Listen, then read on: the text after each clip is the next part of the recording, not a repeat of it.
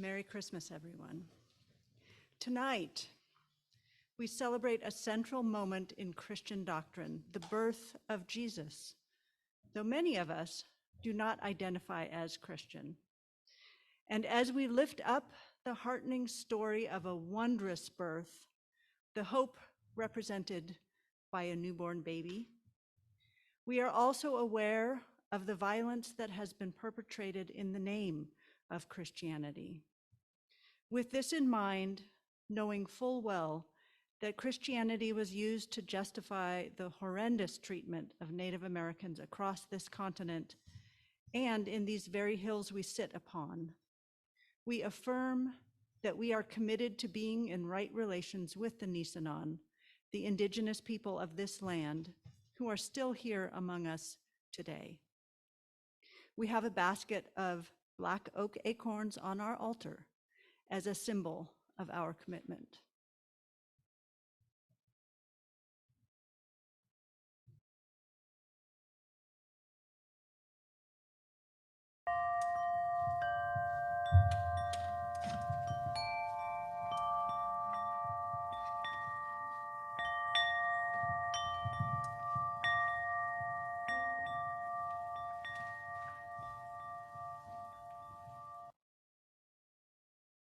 In royal David's city stood a lowly cattle shed, where a mother laid her baby in a manger for his bed. So may we, when life turns hard, find in love our stay and guard.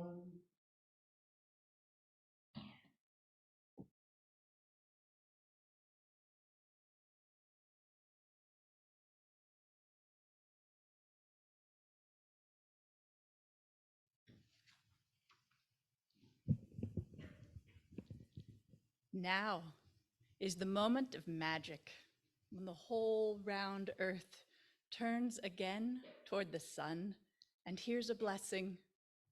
The days will be longer and brighter now, even before the winter settles in to chill us. Now is a moment of magic, when people beaten down and broken, with nothing left but misery and candles and their own clear voices, kindle tiny lights and whisper secret music. And here's a blessing. The dark universe is suddenly illuminated by the lights of the menorah, suddenly ablaze with the lights of the Kanara, and the whole world is glad and loud with winter singing. Now is a moment of magic, when an eastern star beckons the ignorant toward an unknown goal. And here's a blessing. They find nothing in the end but an ordinary baby, born at midnight, born in poverty, and the baby's cries, like bells ringing, makes people wonder as they wander through their lives what human love might really look like, sound like, feel like. Now is a moment of magic, and here's a blessing. We already possess all the gifts we need. We've already received our presents. Ears to hear music, eyes to behold lights, hands to build true peace on earth, and to hold each other tight in love.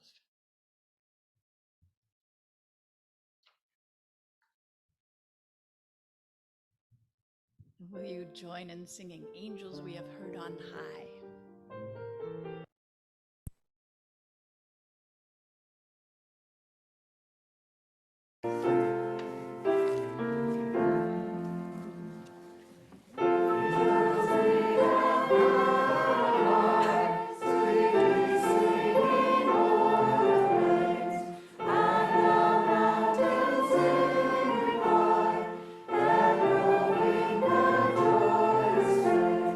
Lord,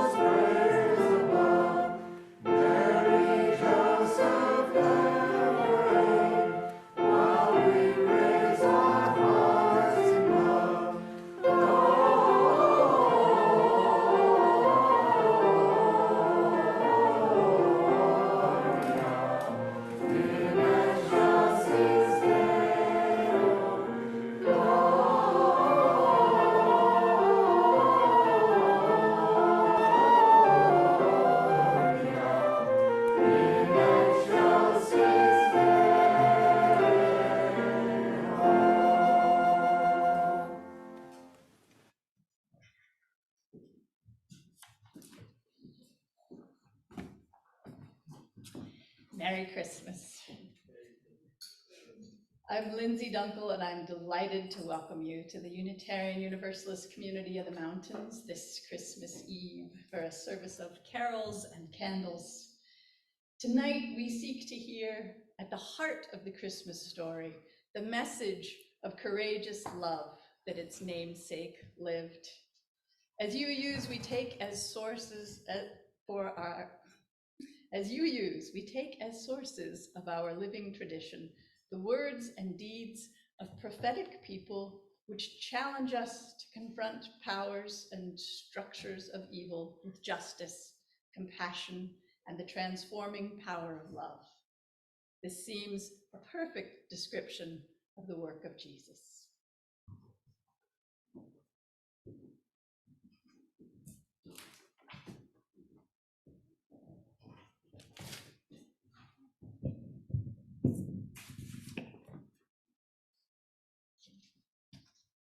May this chalice burn all through the night.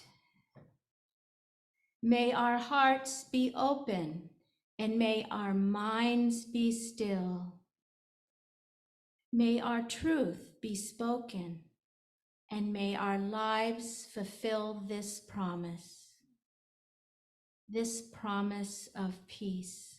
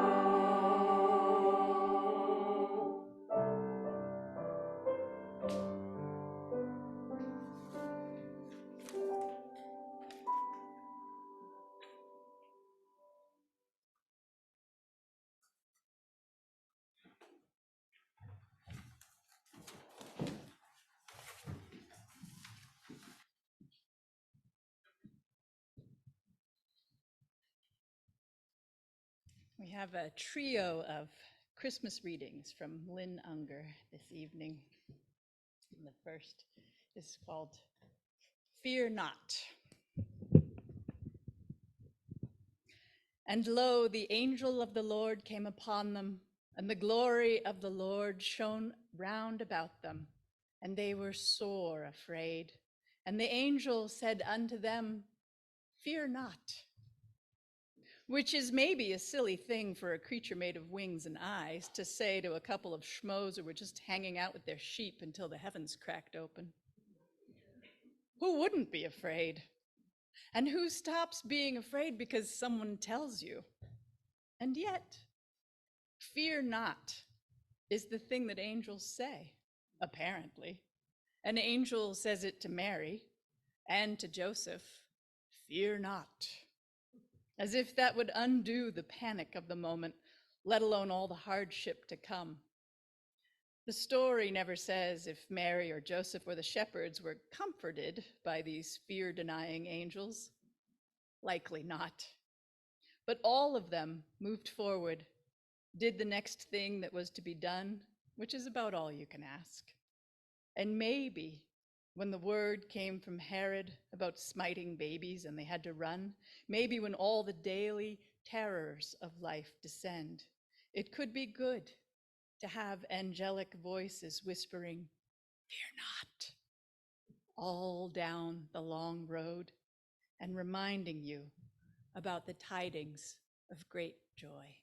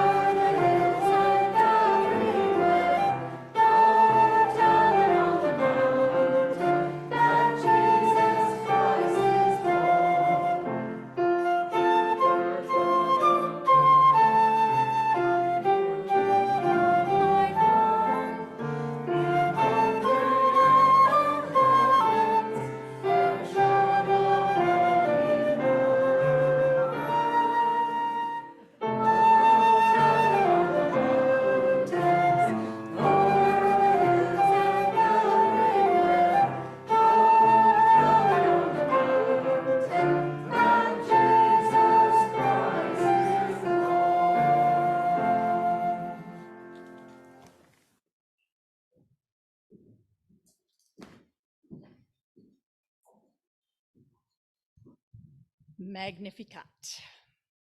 My soul doth magnify the Lord, said Mary, under circumstances which made it something of a startling utterance. Not, I accept the will of the Lord. Not, I bow before the Lord. Not even, I give thanks to the Lord. No, Mary, this young woman, presumably unfamiliar with angels or divine voices of any kind, let alone those pronouncing that salvation would grow inside her ordinary flesh. This woman, who may be innocent but hardly seems naive, says something remarkable. My soul magnifies the Lord. Who I am, what I do, how I choose makes God bigger.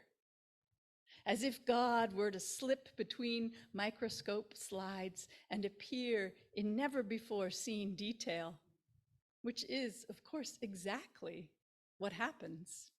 Somehow, in being magnified, God gets small small enough to sleep in a manger amongst the straw and the scent of farm animals. God, magnified, becomes particular, tangible, hungry as an urgent as a hungry child.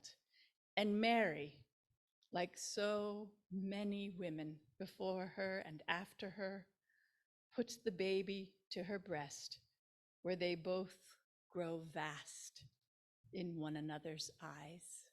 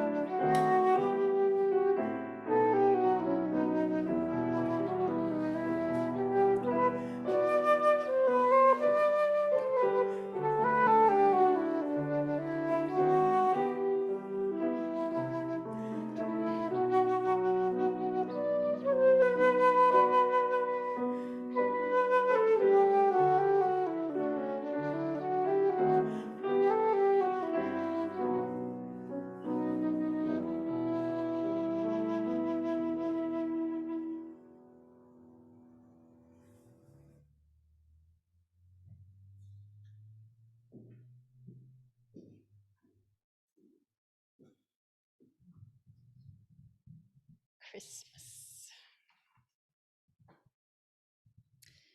It was all so complicated. The questionable parentage, the awkward journey, the not knowing where you will sleep or when the baby will come or what his life will look like, even what the world will be like when he is grown. Life is usually that complicated. It was all so simple.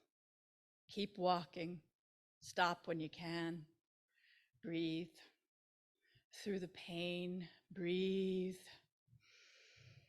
Hold him, feed him, keep him warm, cradle his head in the palm of your hand.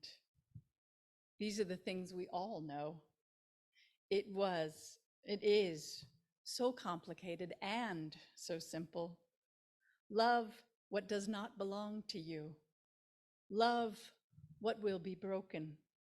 Love what mystifies you. Love what scares you. Love the aching flesh no more and no less than the brilliant star. Love what will die and what will be born again, and die again and be born again in love.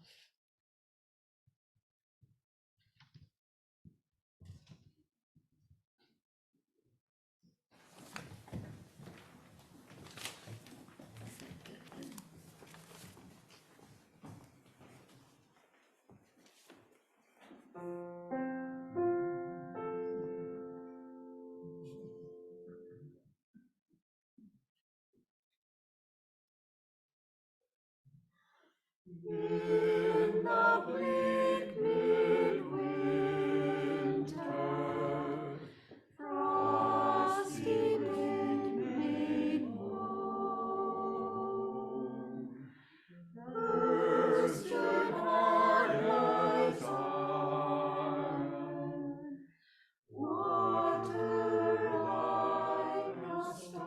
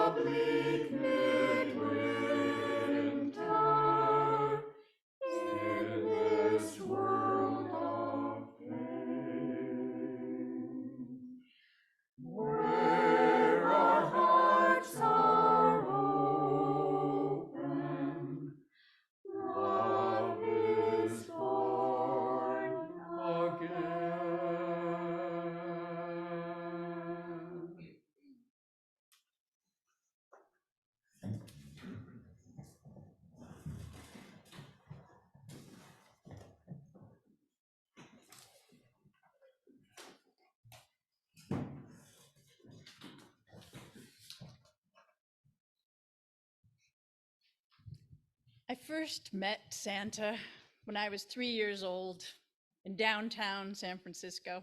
I wore a matching hat and coat and little white gloves. He wore, as you might expect, a big red suit. We met him at Macy's, although I was a little nervous about getting anywhere near him. My brother went with me, and it turned out he was a pretty affable guy. I fell in love. Santa had a way about him, always bringing me some wonderful presents, never the schlock that I circled in the Sears catalog, but things I didn't even know that I wanted, that seemed just perfect for me. It was like he could read my mind. Santa was a wonder. In my family, Christmas morning was highly ritualized. Santa would have delivered our filled stockings right to the foot of our beds, and to think that we slept through it every year. And we could open those when we woke up, but we were not to wake our parents. Eventually, they would appear, always looking a little tired, and they would make breakfast.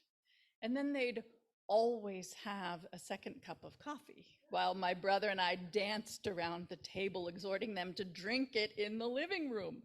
The living room was always closed off. Santa knew the value of raising anticipation, and he always hung up a sheet to seal off the living room, and hence the tree with the packages under it. Clever guy. So finally, my parents would finish their second cup of coffee. My dad would slip in behind the sheet and light a fire and put the lights on the tree and turn on some Christmas music, and often say things like, "Ooh, wow," while we were jittering with anticipation on the other side of the sheet. And then he would finally take the sheet down. We nearly burst every year, but we wouldn't have had it any other way. For 2 years of my childhood, my family lived in Switzerland. I discovered that Santa was open to cultural interpretation. A flexible guy, he became what people needed him to be. In my little town of Fribourg, I witnessed Saint Nicolas. You hear how it sounds like Santa Claus? Saint Nicolas would enter town on a donkey on December 5th. The next morning, my little shoes we'd left outside our apartment door were filled with candy and goodies. This version of Santa Claus, I didn't need to go all the way to Macy's to meet. He came right to my apartment in his high bishop's hat with his sidekick, Pierre Noir, who was said to take the bad children away in his bag. I was understandably frightened.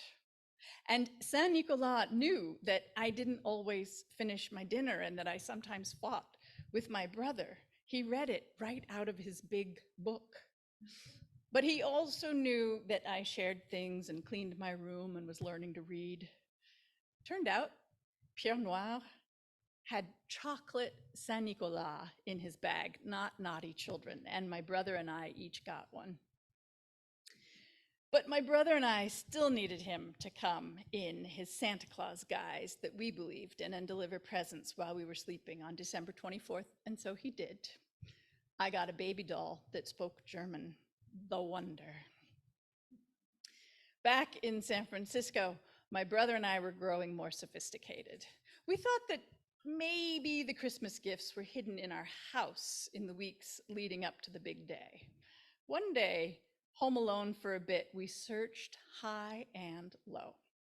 In the very, very top of my parents' closet, in a brown paper bag, we found 2 pairs of roller skates, the metal kind with the key that you put over your shoes. It was the very thing we wanted most. Wow! We put them back, made it look like they'd never been touched. It was kind of disappointing to know. On Christmas morning, after the second cup of coffee and the fire lighting and the plugging in and the music, we opened packages and we got lots of marvelous things, but no skates. I played coy. I went up to my mother and half whined, "We didn't get roller skates like we wanted." She acted surprised. Just then my father spotted 2 unmarked packages behind the couch where Santa must have dropped them. He figured they were for Mom and him, but he let us open them. Roller skates! That Santa was more clever than I had understood. That little twinge of guilt didn't feel so good. Surprises were a lot more fun when you didn't ruin them ahead of time. Years passed. Santa stopped putting the sheet up over the living room, much to my brothers and my horror.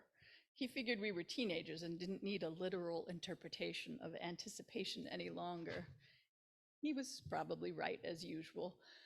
Before you know it, I had a baby of my own and then another. I regaled them with stories of Santa Claus. He read their minds and brought them presents that they hadn't thought of that were just perfect. He knew to deliver at their grandma's house in Salt Lake or their grandparents in San Francisco or to our little apartment in Brooklyn, wherever we happened to be waking up on Christmas morning. But my oldest, Sophia, was a seeker and always wanted to know how everything worked. Sophia uses they pronouns. They were a child who asked a lot of questions. I answered as best I could. Did everyone believe in Santa? No. Did everyone get presents from him? Only those who believe. Why didn't Santa bring presents to grown-ups? Because grown-ups just didn't need him to. They noticed that Santa used a different wrapping paper that we didn't have in our house, so he must be real. They wrote him letters and he left notes back with his unique handwriting, lots of curly letters, so he must be real. They figured that when they grew up and had children, they would buy a present for their child that first Christmas just in case. They'd see if Santa delivered a present. Then they would know if Santa was real. But they never asked that final question. They didn't need to. They believed. One year I heard them argue to a friend, "I know Santa Claus is real because my parents couldn't afford to buy me that stuff." Their friends had all given up on believing in Santa. They, of course, had nothing to say to them because if their friends didn't believe, of course their parents had to buy them all their presents. And then one year when Sophia was 11, we were at my parents' house in San Francisco. My children were sleeping in my childhood bedroom. I checked on them. Yep, sound asleep. I went to get their filled stockings and deliver them to the ends of their beds. As I entered the room, Sophia stirred and opened their eyes. I froze. One stocking in each hand, behind my back. Did they see me? Were they awake? Surely this was no surprise at 11 years old. Wouldn't they quickly shut their eyes and pretend they saw nothing? They burst into tears. All in one quick motion, I kneeled beside them and shoved the stockings under the bed. "What's the matter, sweetie?" "You had the stockings behind your back," they wailed. I let them cry. What does a good mother say at this point? I stroked their head and let them sit with their grief. They cried a bit and then said, "I really wanted to believe. I really wanted it to be true." Suddenly, everything I had learned from Santa came flowing into me as if by magic. I was eloquent beyond expectation for a tired mom at midnight, and words were flooding into me from the ground up, from the air in. "It is true," I said, "just in a different way." "I wanted it to be magic," they sniffled. "Oh, honey, it is magic, and now you're part of it." All over the world on this night, people create magic one by one. You've always been the recipient of the magic, and now you will be a magic maker. Just think of all those people being their best, most generous selves on this night, spinning a tale for children to marvel at. In the darkest days of winter, we spread joy. Now you will be a part of the mystery and the wonder, and you can keep the magic alive for your brother and your cousins, and maybe someday for your children. Santa is an idea that's bigger than any one person. Isn't it even more amazing when you think that millions of people keep this magic alive for all the children? They seemed calmed. I kissed them and left the room, somewhat stricken, and came back later to put the stockings on the ends of the beds. The wonder of Santa Claus. He's taught me that strangers can be delightful people, that anticipation brings a sweetness to what follows. He taught me the joy of generosity, of reading someone's mind and finding just the right gift that says, I know you, I understand you, you are important to me. He's taught me to be flexible, to sometimes be what people need me to be. He's taught me never to spoil surprises. And he's taught me that in a dark moment, we can find solace in our connection to the greater world. I hope Santa Claus finds you this Christmas. I hope he brings you wonder.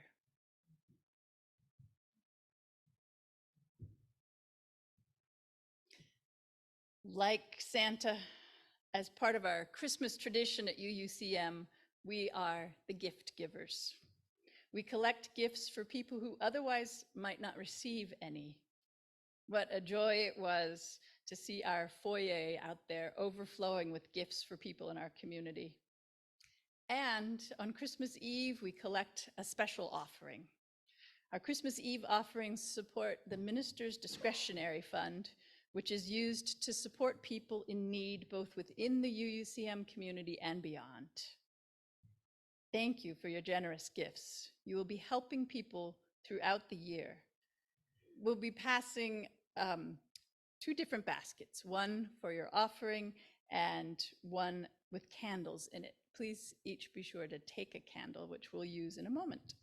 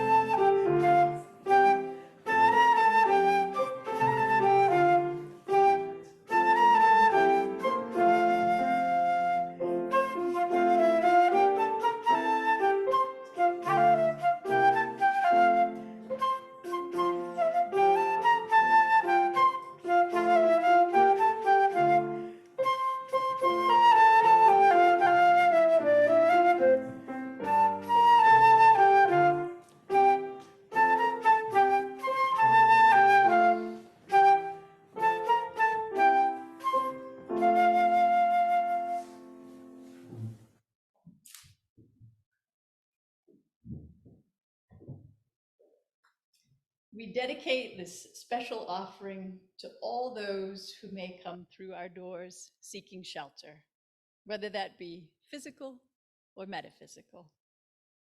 Thank you.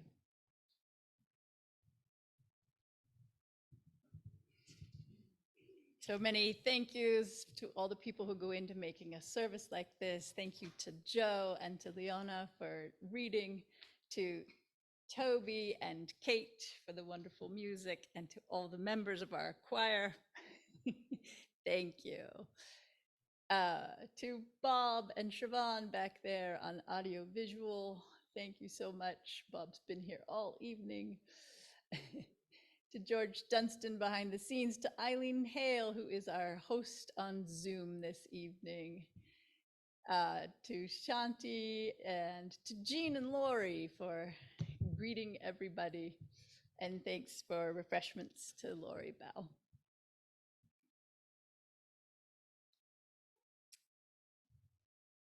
We're coming to the end of this special time together. It is so good to be here together. Won't you take a moment to wish a Merry Christmas to those around you? Merry Christmas.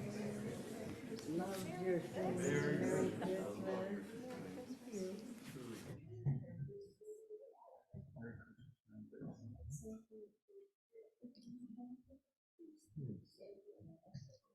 And now comes my very favorite part of Christmas, where we pass the light from one candle to all of the candles.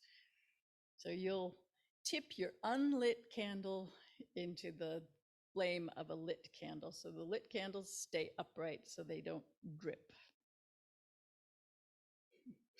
So we will, as we pass the flame around the room, we'll turn down the lights and we'll sing 3 verses of Silent Night, and then we'll all hum the tune together once through.